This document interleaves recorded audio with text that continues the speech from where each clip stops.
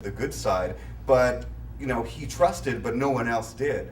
And of course, the scene where Dinobot dies, and everyone comes to realize that he really was a good guy, but conflicted. Still gives me goosebumps actually to this day. But there's little known things. I mean, you look at Waspinator, who's actually one of my favorite characters. I used to do his voice, but I'm not going to try it now.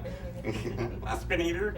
And it was so much fun in that show, and it really came from all the animators that had these interesting ideas. And there are little known secrets as well, because I think people thought of characters like Rhinox as being really tough and really not having any other maybe comic depth to him. But little known fact that in the evenings he liked to dance.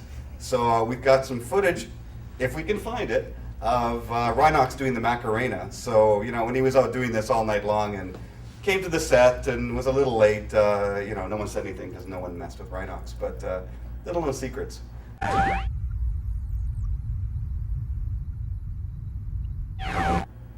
One of the most difficult challenges with Beast Wars was actually composing the shots themselves when they weren't in beast mode but in robot mode. The scale of the characters was enormous, so at times we would find ourselves using different lenses for the background and the characters. How do you get an over-the-shoulder shot of Megatron looking at Rat Trap? The sheer scale is somewhat tricky. When the characters would actually transform, the other trick there is how to make it believable, because all these little pieces have to go somewhere, and you can't just hide and unhide them or magically scale them. And we could actually, if you slow down all those shots and watch, you'll notice that the pieces actually do fit in to probably about a 90% approximation of where the toy does. So it wasn't just do it over 5 frames and barb a trick, and there was your rat or your robot. For that, with the limitations of the software, we had a lot of complex rigs, a lot of objects being scaled and constrained and running expressions to get them to happen. When it was most difficult, though, we would actually have the character leap up and turn in frame. So you'd get this sort of jumping, twisting transformation. And the back was to the camera. That's when the rabbit got hit in the sleeve. So the transformations were tricky. We spent about 2 weeks on each sort of setting them up. We'd have 2 to 3 people. You'd start off with one core animator doing the transformation, and then we'd hand it off and have 2 people looking at it. If we had any difficulties in actually achieving what we needed, again, pick up the phone and ask software, hey, is there some plugin you can write to allow us to constrain multiple objects to a path? And sometimes there were, sometimes there weren't, and that's when we turned the characters back to camera and just it was gone.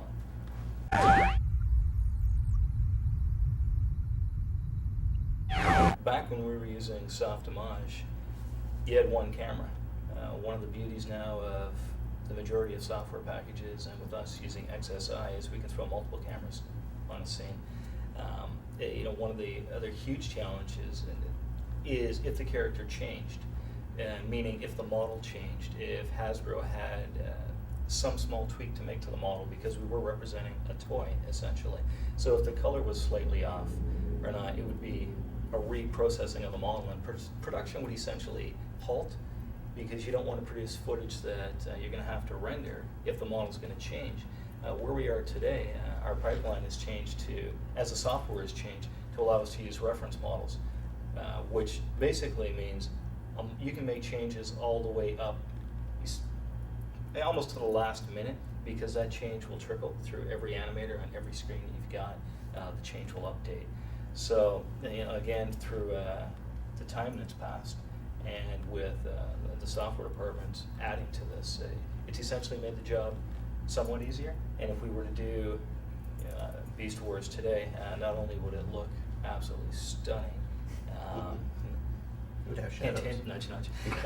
It would have shadows. Well, yeah, very good point. Yeah, Yeah. Season 1 and Season 2, Mental Ray was just like, so Mental Ray rendering was just coming in around Season 2, but the tax to actually render it and to do shadows is enormous.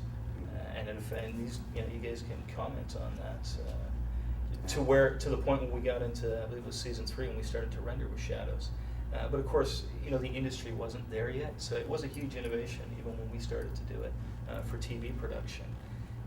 Now, we'd render shadow passes, we'd give you color shadows, we'd give you soft shadows, whatever you want. We can make it look realistic. So I think we're trying to push the envelope, but with the limitations of the software. Yeah, I think that was the biggest problem, that you look at production software which you can buy, and it's at this stage, if you think of a timeline of the things you can do in computer graphics at that point, software was here, research in academia was around here, but it was untested, unstable, very researchy. Yeah, non-production friendly at all. And not production friendly at all. And we had to kind of try and bridge the gap up because, and it still happens now, the piece of software may be able to do A at most, but a show is going to demand 8 plus 3, or infinity at times. And it's always that question of how are you going to do it when the software that you purchased can't? And I remember from when vSpheres came in, we actually had to ramp up not only in order to be able to handle the larger number of characters and so on, but actually handle the larger crew, a larger space, more machines, larger network, more storage. And I think at one point in time, there was about 150 different plugins and shaders for the Softimage software that we wrote in software to be able to complement what it couldn't do, including Mental, including the renderer, and trying to find ways of making it faster because you want to push that technology so you can make something look better, but there is always that risk that, are you going to get it done in time? And of course, the answer is we'll always find a way.